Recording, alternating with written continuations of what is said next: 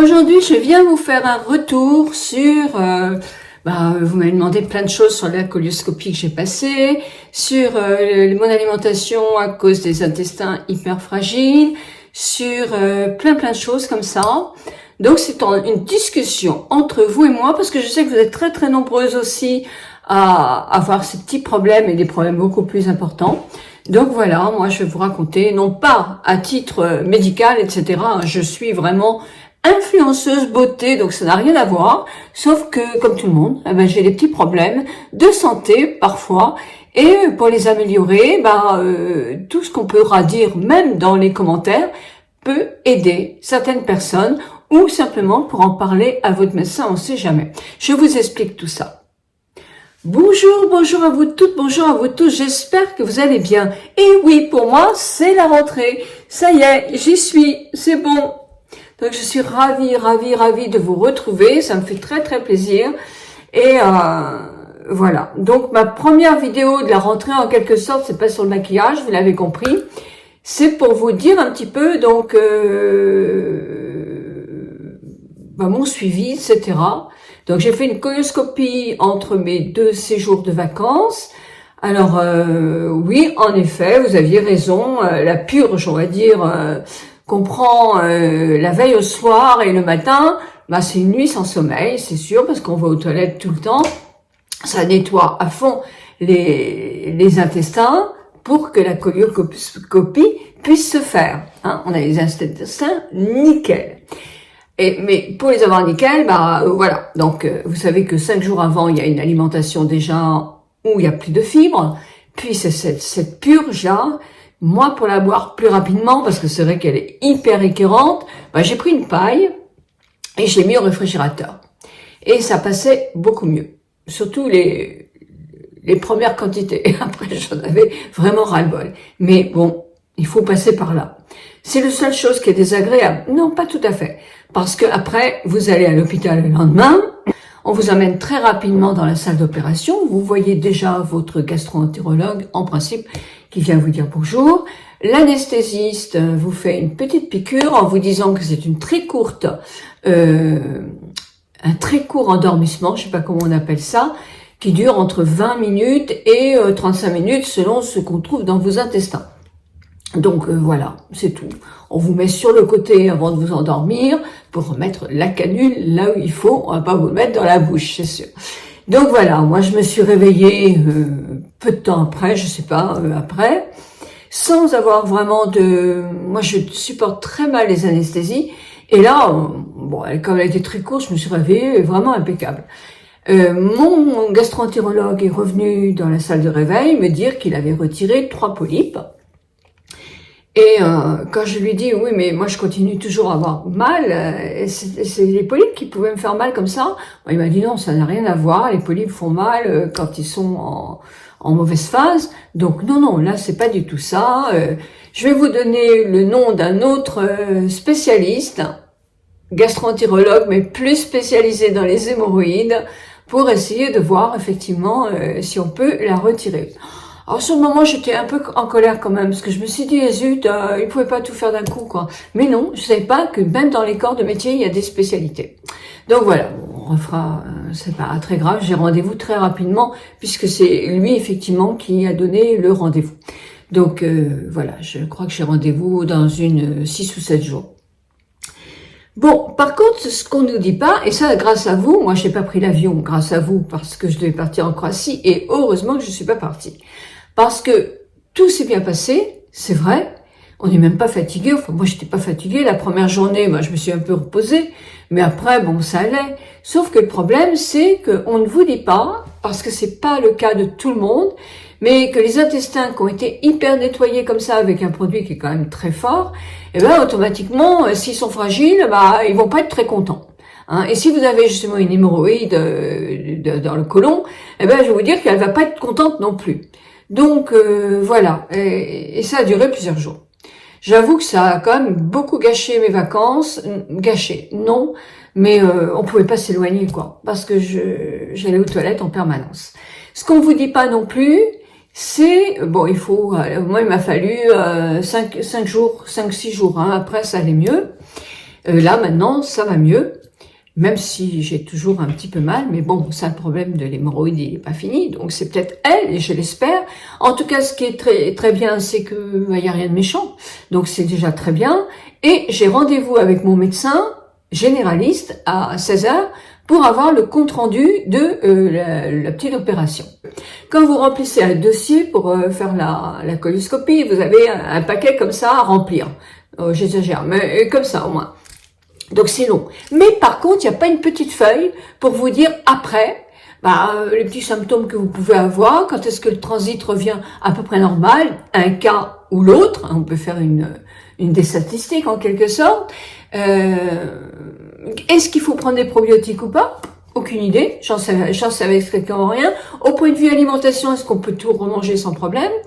Est-ce qu'il y a une alimentation quand on a les intestins fragiles? Là, le médecin vous dit il faut voir une diététicienne. Bah oui, ça je me doute. Mais ils doivent avoir quand même quelques petites notions, non? Les intestins, c'est leur spécialité. Le foie, l'estomac, enfin tout ça, gastro. Moi, j'avais jamais vu de gastro-entérologue de ma vie, mais bon, c'est leur spécialité. Donc voilà, donc je trouve que c'est un peu compliqué quand même. Donc je vais voir mon médecin, je vous l'ai dit. Donc je ne redis pas. Moi j'ai pris, parce que sur internet j'ai vu que c'était mieux de prendre pour retrouver, pour aider la flore, le microbiote, le fameux microbiote à se reconstituer. Et merci Dr Julien Scanzis sur internet, parce que c'est pas pour faire de la polémique entre tous les médecins, mais j'aimerais bien inviter Clermont-Ferrand, parce que je sais quel médecin je choisirais au point de vue gastro-entérologue. Avec lui, il y a des discussions, il y a des... C'est bien. Mais c'est ça qu'on recherche un petit peu chez un médecin aussi. C'est pas que l'acte. Évidemment, ils sont débordés. Bah oui, mais ça, c'est la faute de l'État. Hein. Oui, d'accord, mais bon, voilà. Mais ça leur coûte quoi de rester 5 minutes de plus auprès de leurs patients? Bon voilà, c'est fait. Bye bye, au revoir. Oh, pas grave. Vous êtes un cas sur combien? Non, il me l'a pas dit. Mais je le sais. Mais on a envie d'avoir quand même des petites... Voilà. C'est là qu'on voit ceux qui sont passionnés par leur métier et ceux qui font ça peut-être parce qu'ils ont choisi ce métier-là. Mais il est mignon comme tout, hein, mon gastro-entérologue. Mais bon, moi, j'ai pas été... j'aurais bien aimé quand même avoir un petit peu plus d'indications, tout petit peu, pas beaucoup. Allez, 5 minutes de plus, quoi, hein, pour répondre à mes questions. Au lieu de me dire, il m'a donné le nom d'un médecin, c'est déjà bien. Mais voilà, je trouve que c'est... Bon, peut-être que je suis vieille et que je me dis c'était mieux dans le temps. Au point de vue médecin, oui. Mais il y a toujours eu des médecins passionnés et des médecins moins passionnés, c'est tout. Je pense que c'est encore comme ça. J'espère que mon petit-fils, tu seras un médecin passionné et à l'écoute de tous tes patients. Parce que c'est vachement important. On est toute petite devant vous. Alors, qu'est-ce que je fais? Dès que j'ai pu.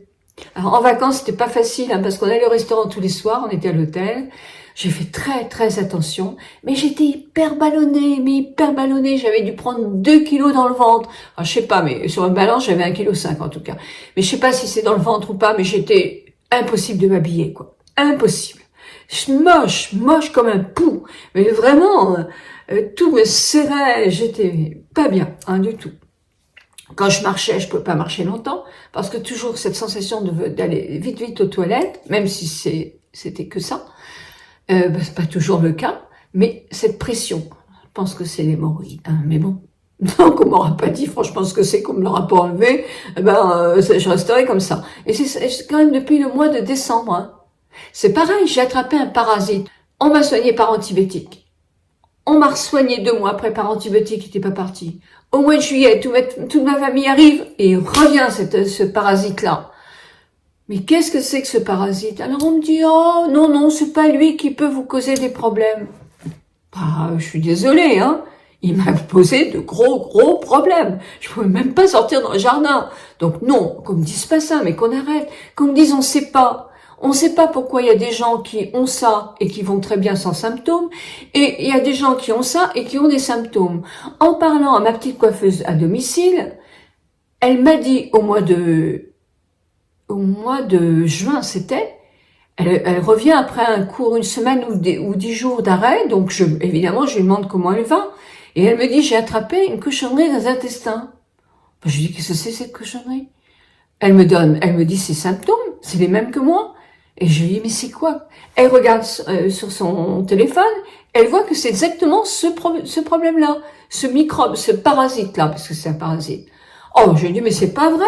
C'est pas vrai, mais j'ai eu la même chose. Je savais pas que 15 jours après, j'aurais la même chose encore.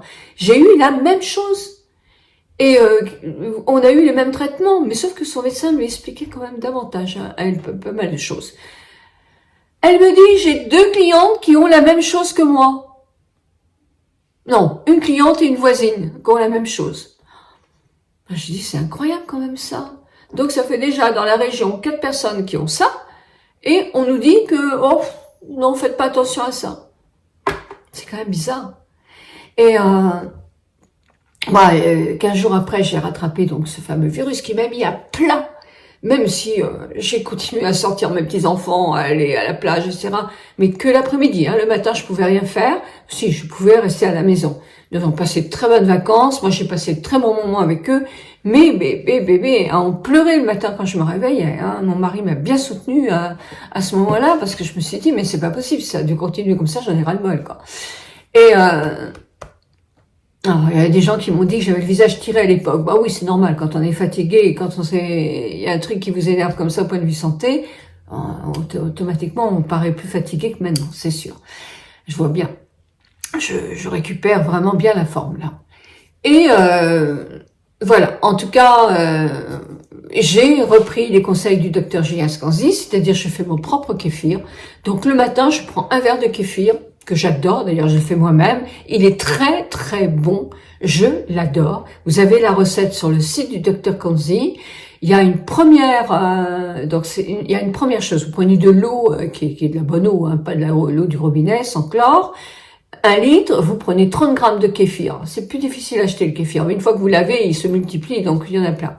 Donc 30 grammes de kéfir que vous mettez au fond, vous mettez 30 grammes de sucre, vous remuez. Vous mettez, moi je mets des figues et je mets pas des dattes, je mets 2 figues, 3 rondelles de citron. Et c'est tout. Et je couvre, c'est dans une cruche, et je couvre, on ferme bien avec un torchon tout propre. Je laisse la valeur de 2 jours à peu près à macérer en quelque sorte.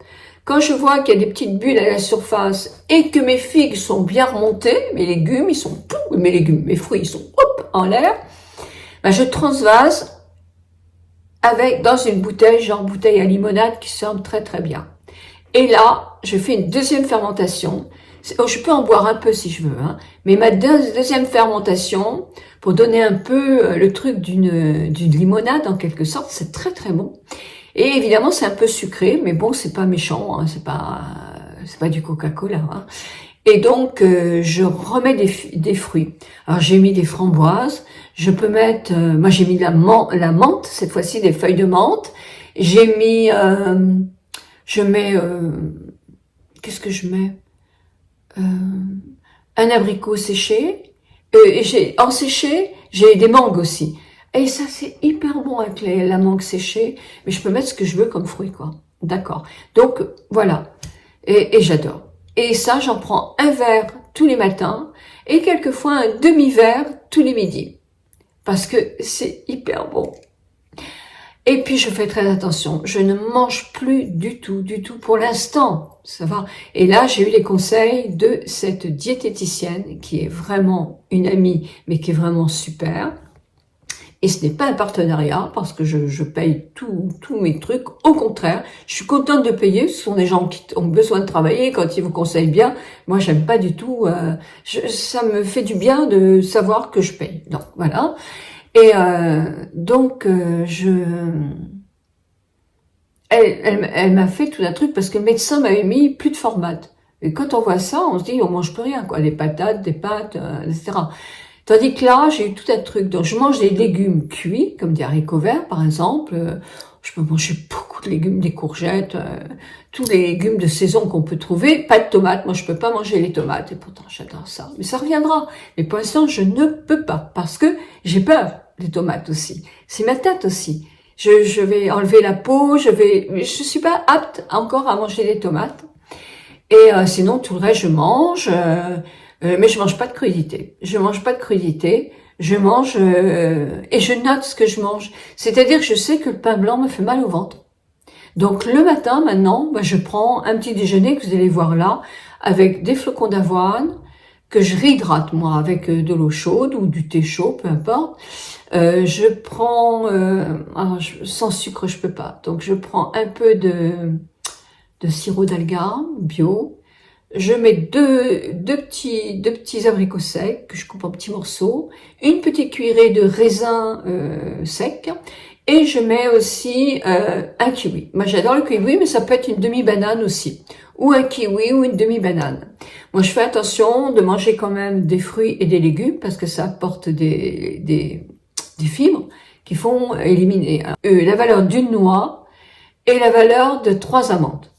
Voilà, il faut pas non plus en manger trop. Moi, je commence petit, et puis je vois. Le matin, je n'ai absolument plus mal au ventre du tout, du tout, du tout. Mais même l'après-midi, hein, je n'ai plus mal au ventre. Donc ça, c'est déjà une chose, c'est fini. Je n'ai plus de douleur. J'ai commencé à dégonfler depuis 3 jours.